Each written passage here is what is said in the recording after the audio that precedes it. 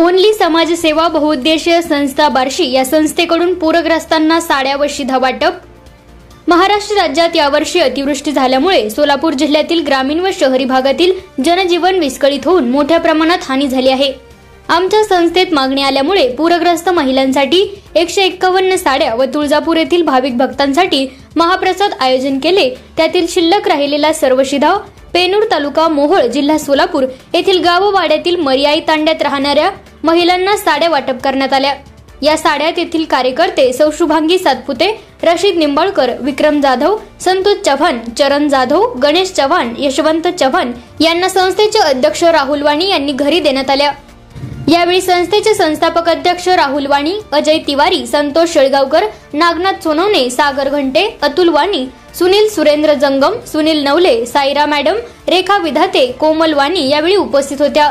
प्रचार व प्रसार करता केवळ एक दिवसात संस्थेचे अध्यक्ष राहुल वाणी यांनी फोनवरून तसेच संस्थेच्या पदाधिकारीकडून या साड्या उपलब्ध झाल्या। तसेच विशेष सहकार्य सौ सुनीता घुंगाने यांचे लाभले। सर्वांचे आभार मानून संस्थेच्या पाठीमागे असेच आपण उभे राहावे असे हृदयस्पर्शी आवाहन केले। संस्था बार्शी या संस्थेच्या वतीने आज आपण पाहतोय महाराष्ट्रामध्ये अतिवृष्टी झाल्यामुळे प्रत्येक तालुक्यात प्रत्येक जिल्ह्यामध्ये शेतकरी बांधवांवर खूप संकट आलेले आहे।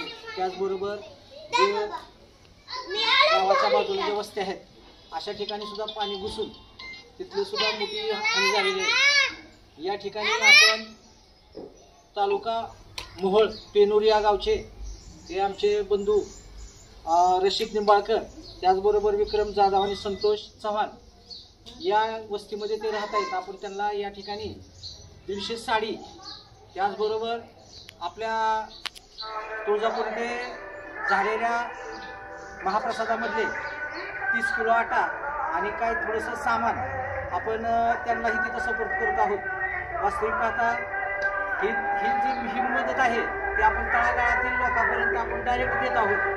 ही आपल्याला आपल्या संस्थेच्या अभिमानाची गोष्ट आहे।